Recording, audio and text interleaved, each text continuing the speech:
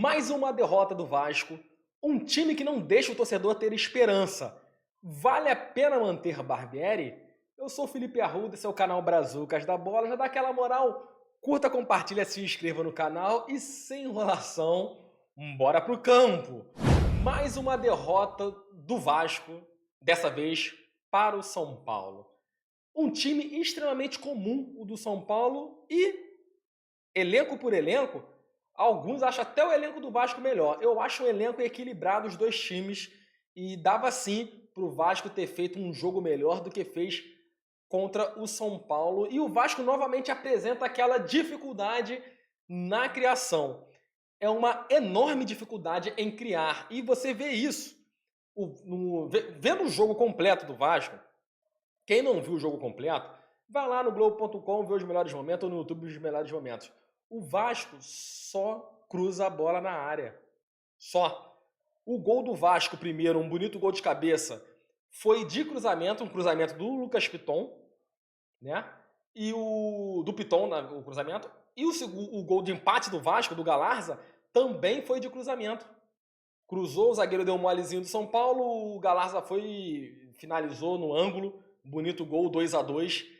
E é só assim que o Vasco chega, só cruzando bola na área, só cruzando bola na área. É uma enorme dificuldade na criação, em jogada de infiltração, até uma tabela, uma simples tabela ali, nem uma infiltração muito complexa. Não é cobrar que seja o Manchester City, mas é extremamente difícil ver o Vasco criar alguma jogada sem ser de cruzamento, na verdade. E o Vasco esbarra num problema na montagem de elenco. Falta jogadores de criação na armação. Um 10. Um jogador, um 10 ali, para criar jogadas ali. Algum jogador assim, com essa habilidade ou com uma técnica. Não tem. Jogador, um ponta esquerda. Não tem. O Vasco não tem ponta esquerda. Na ponta direita tem o Gabriel Peck e aquele outro rapaz que entra habilidoso, que eu esqueci o nome dele agora. Mas na ponta esquerda, quem jogou foi o Figueiredo. Figueiredo, pelo amor de Deus, gente, no máximo,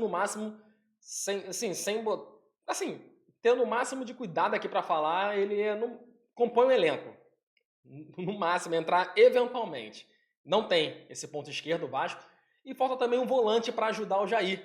O Jair joga sozinho ali no meio de campo, fica revezando os jogadores ali, aí joga o Rodrigo, aí no próximo jogo troca novamente, mas não tem um volante para ajudar o Jair ali no Vasco. Um volante digno de Vasco, né? Não tem, só tem jogador para compor elenco no máximo ali na cabeça de área.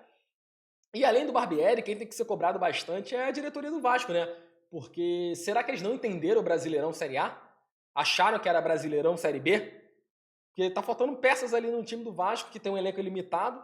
Não é o pior elenco, mas tá faltando algumas peças que eu já citei aqui. E a pergunta que fica: vale a pena manter o Barbieri? Por quê? O retrospecto do Vasco nesse brasileiro é o seguinte: uma vitória, 3 empates e 3 derrotas. Um aproveitamento de 28%. E os jogos do Vasco, olha quais foram os resultados.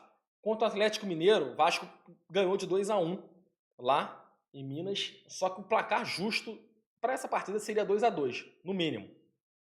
Vasco e Palmeiras, 2-2, empate, que o Vasco podia ter perdido esse jogo. Estava até indo bem, mas depois se retraiu, tomou 2-2 e podia ter tomado a virada. Vasco e Bahia, o Vasco perdeu em casa. Nesse jogo aí, podia ter sido empate esse jogo, mas perdeu. Fluminense e Vasco, 1-1.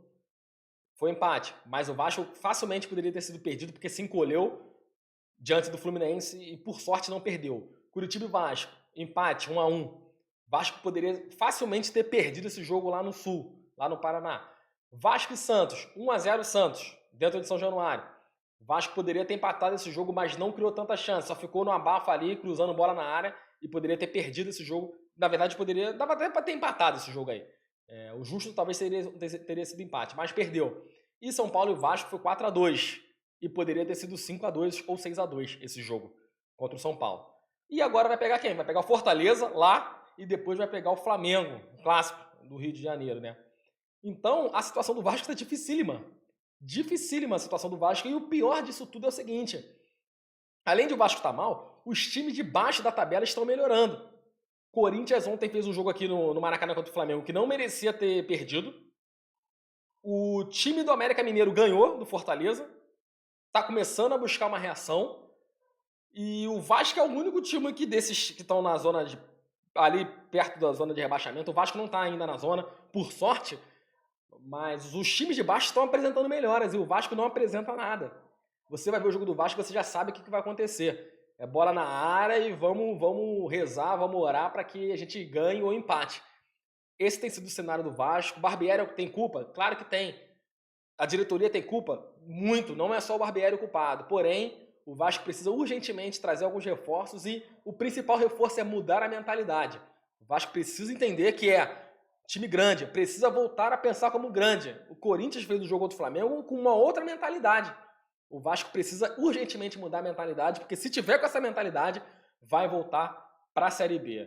Eu agradeço demais a moral de vocês. Curta, compartilha, se inscreva. Partiu e valeu!